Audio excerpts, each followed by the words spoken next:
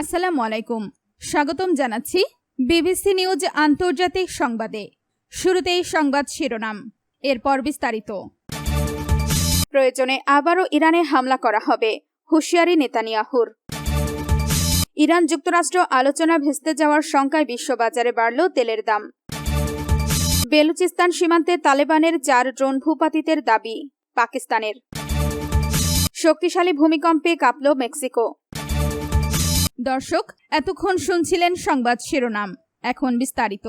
আপনি যদি ইসরায়েলের ধ্বংস চান এবং মুসলিমদের পাশে থাকেন, তাহলে ভিডিওতে লাইক করে চ্যানেলটি অবশ্যই সাবস্ক্রাইব করে দিবেন এবং আপনার মূল্যবান মতামত অবশ্যই কমেন্টে লিখে জানিয়ে দিবেন। প্রয়োজনে আবারও ইরানে হামলা করা হবে, হুঁশিয়ারি নেতানিয়াহুর। প্রয়োজনে আবারও ইরানের সামরিক হামলা চালানো হবে বলে সতর্ক করেছেন ইসরায়েলের প্রধানমন্ত্রী বেনিয়ামিন নেতানিয়াহু। তিনি দাবি করেছেন, কোনো অবস্থাতেই ইরানকে পরমাণু অস্ত্রের অধিকারী হতে দেওয়া হবে না। মঙ্গলবার 30 জুন ইসরায়েলের চ্যানেল 14কে দেওয়া এক সাক্ষাৎকারে নেতানিয়াহু এই মন্তব্য করেন। খবর আনাদোলুর। তিনি বলেন, আমরা ইরানের পরমাণু বোমার হুমকি থেকে নিজেদের রক্ষা করেছি। নেতানিয়াহুর এই মন্তব্য এসেছে এমন এক সময় যখন সম্প্রতি যুক্তরাষ্ট্র ও ইরানের মধ্যে সংঘাত নিরসনে একটি সমঝোতা স্মারক কার্যকর হয়েছে। পাকিস্তানের মধ্যস্থতায় হওয়া এই সমঝোতা 18 জুন থেকে কার্যকর হয়।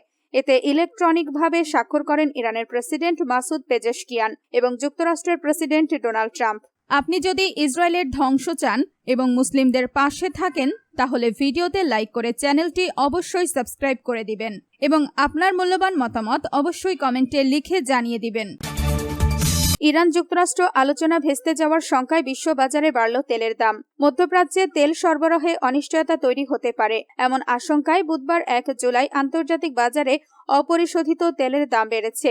ইরান ও যুক্তরাষ্ট্রের মধ্যে যুদ্ধ পরবর্তী চূড়ান্ত সমঝোতা নিয়ে আলোচনা প্রত্যাশিত অগ্রগতি না হওয়ায় বিনিয়োগকারীদের মধ্যে নতুন করে উদ্বেগ দেখা দিয়েছে। বুধবার 1 জুলাই পর্যন্ত লেনদেনে অপরিশোধিত তেলের দাম ব্যারেল প্রতি 33 সেন্ট বা 0.45% বেড়ে দাঁড়ায় $73.28। একই সময়ে যুক্তরাষ্ট্রের ওয়েস্ট টেক্সাস ইন্টারমিডিয়েট অপরিশোধিত তেলের দাম 34 সেন্ট বা 0.49% বেড়ে হয় ব্যারেল প্রতি $69.84। খবর দ্য এক্সপ্রেস ট্রিবিউনের। তেলবাজার বিশ্লেষণ প্রতিষ্ঠান ভান্ডা ইনসাইটসের প্রতিষ্ঠাতা বন্দনা হারি বলেন, হরমুজ প্রণালীতে জাহাজ চলাচল ধীরে ধীরে স্বাভাবিক হলেও পরিস্থিতি এখনো পুরোপুরি স্থিতিশীল বা পূর্বানুমানযোগ্য নয়। ওয়াশিংটন ও তেহরানের মধ্যে নতুন কোনো সমঝোতা না হলে বাজার পরিস্থিতি পর্যবেক্ষণেই থাকবে এবং তেলের দামে বড় ধরনের পতন আপাতত নাও দেখা যেতে পারে। এরই মধ্যে যুক্তরাষ্ট্রের প্রেসিডেন্ট ডোনাল্ড ট্রাম্পের জামাতা জ্যারেড কুশনার এবং বিশেষ দূত স্টিভ উইটকফ মঙ্গলবার কাতারের রাজধানী দোহায় পৌঁছান।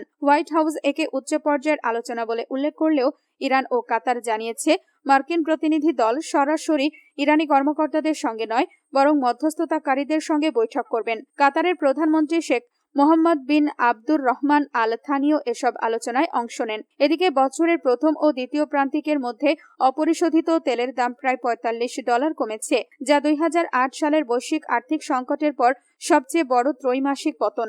একই সময়ে যুক্তরাষ্ট্রের WTI তেলের দাম প্রায় $31 কমেছে, যা 2020 সালে কোভিড-19 মহামারীর সময়ের পর সর্বোচ্চ ত্রৈমাসিক পতন। বিশ্লেষকদের মতে মধ্যপ্রাচ্যের সংঘাত প্রশমনের অগ্রগতি এবং হরমুজ প্রণালীতে জাহাজ চলাচল পুনরায় শুরু হওয়ায় দীর্ঘমেয়াদী সরবরাহ বিঘ্নের আশঙ্কা কমেছে। ফলে ইরান যুদ্ধ শুরুর পর প্রথমবারের মতো 2026 সালের তেলের মূল্য পূর্বাভাস কমিয়েছেন বিশ্লেষকেরা। মঙ্গলবার প্রকাশিত রয়টার্সের এক জরিপে এই তথ্য উঠে এসেছে।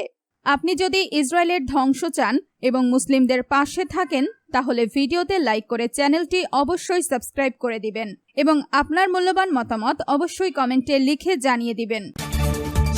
বেলুচিস্তান সীমান্তে তালেবানের 4 ড্রোন ভূপাতিতের দাবি পাকিস্তানের। পাকিস্তানের বেলুচিস্তান সীমান্তে আফগানিস্তান থেকে পাঠানো 4টি ড্রোন ভূপাতিত করার দাবি করেছে দেশটির নিরাপত্তা বাহিনী। পাকিস্তানের সামরিক বাহিনীর গণমাধ্যম শাখা ISPR এই ঘটনাকে পাকিস্তানের সার্বভৌমত্বের বিরুদ্ধে ব্যর্থ উস্কানি হিসেবে বর্ণনা করেছেন। মঙ্গলবার 30 জুন প্রকাশিত এক বিবৃতিতে ISPR জানায়, গত 30 জুন আফগান তালেবান সরকার বেলুচিস্তান সীমান্ত অতিক্রম করে 4টি সাধারণ মানের ড্রোন পাঠায়। তাদের দাবি, আফগান তালেবান নিয়ন্ত্রিত এলাকায় সক্রিয় সন্ত্রাসী গোষ্ঠীগুলোর সহায়তায় ও পৃষ্ঠপোষকতায় এসব ড্রোন পাঠানো হয়েছিল। ISPR এর ভাষ্য অনুযায়ী পাকিস্তানের আকাশ প্রতিরক্ষা ব্যবস্থা দ্রুত ড্রোনগুলো শনাক্ত করে। পরে নিরাপত্তা বাহিনী উন্নত প্রতিরোধমূলক প্রযুক্তি ব্যবহার করে 4টি ড্রোনই ধ্বংস করে দেয় এবং সম্ভাব্য হামলার চেষ্টা নস্যাৎ করে। বিবৃতিতে আফগান তালেবান সরকারের সমালোচনা করে বলা হয়, এই ধরনের কর্মকাণ্ডের মাধ্যমে তারা নিজেদের জনগণকে বিভ্রান্ত করার চেষ্টা করছে।